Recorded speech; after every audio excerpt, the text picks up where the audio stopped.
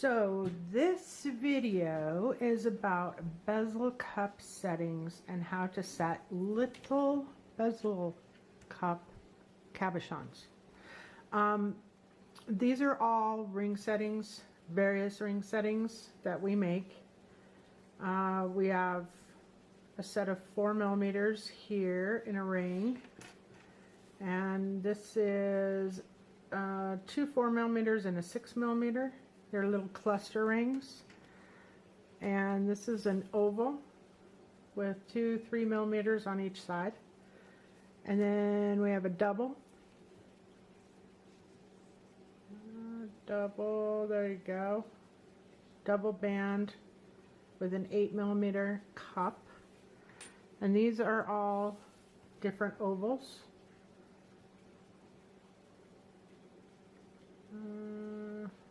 This is a twist, and we make and sell all of these plus earrings, pendants, bracelets, pretty much anything. But this video is going to be about setting these little cabochons, and there's a lot of people that want to do this, but they just are intimidated by it. I was intimidated by it when I first started. I had absolutely no idea what to do. One thing to note, we sell all the settings, and we sell a bunch of cabochons as well. This is a 45, it's an orange fire opal cabochon. This one is an 8mm white cabochon. We sell gemstone cabochons and opals and all kinds of stuff. But when you're trying to figure out what to buy, you want to buy, if you're buying a 4mm bezel cup, you want to buy a 4mm cabochon. It's just that simple. People will say, oh, you need to, it kind of depends. I think people try to block people from knowing what they're doing or something. I don't know. But I remember when I first started doing it, I was told, well, it really kind of depends, because not all cabochons fit in, a bezel setting. When you get into custom cabochons, that's pretty much true. But when you're talking about rounds, squares, and ovals that are specific sizes, that's not true at all. So if you have a 3mm bezel cup, you want to put in a 3mm cabochon. If you have a 4mm bezel cup, you put in a 4mm, and so on and so forth. 10mm, doesn't matter. I'm going to show you, this is a ring holder. I'm not going to use it today because of the way I have to set my camera up so you guys can see what I'm doing. I don't have a lot of room, but this is a wedge. You pull the wedge out. It's got leather on each end to protect your ring. And what you do is you slide your ring into the holder. Whoops. What the heck is going on with the camera? Why is it blurring? Okay. So you put the bezel in there, or the ring in there, and then you put the wedge in until it's tight. And then you can work on this. And it holds it stable while you're doing your bezel cup. I'm not going to use it today because it's just too big for the shop.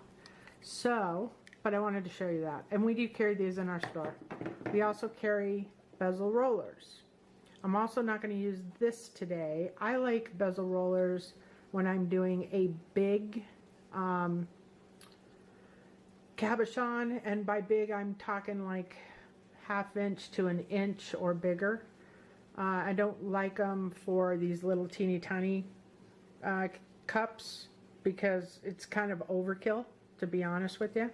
But some people do like them, and they might use it. The other thing you can use is this bezel pusher. And I do like this bezel pusher. I use this from time to time. And basically, you're just putting in your cabochon, and you're going around the stone and rolling it as you go. I'll show you that one when I get going here. This is super glue. I use super glue a lot. I like the super glue because it doesn't react with any stones that I use, and it has this nice little fine point tip that makes life easy. So I always use glue because I want to make sure that my bezel cups are solid and staying in there. And what you do is you just put a little bit drop of glue in there, and then you want to flip your cabochon upside down, turn your bezel around, and just slip it on. And I just do a little push on the bottom. Just put my finger in the center of the ring and push it down just to make sure that it gets seated well. If it's a really difficult stone, I'll take this and I'll seat it again with my pliers. And that's pretty much it.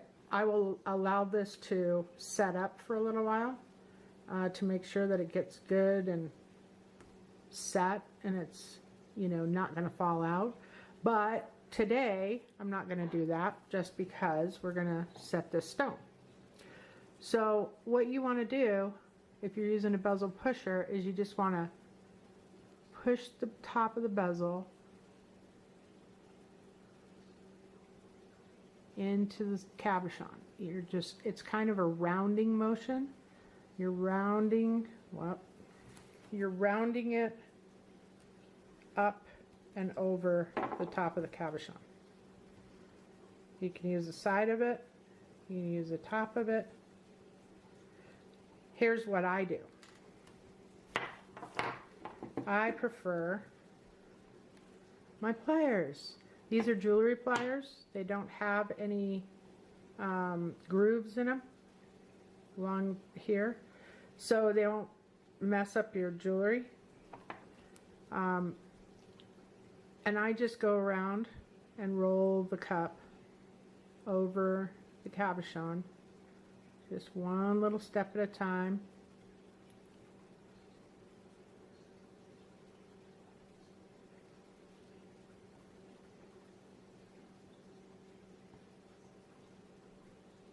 And it takes a little while to get around and to get the shape right. You know, you want to go around it at least once and then go back around and just make sure that you got the look that you were going for in the end. And that one looks pretty good. I'm not going to get too obsessed because we're doing a video, but that's pretty much it. Oh.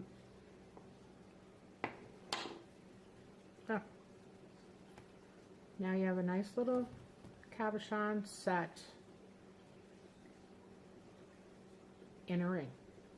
And we make, I think I said this, we make rings, bracelets, earrings, pendants, all kinds of stuff. And we have all these little synthetic opals. We have real opals and we have gemstones. I hope this made it really easy for you. It's a super simple process. It's not difficult at all. It's just a matter of jumping in with both feet and giving it a try.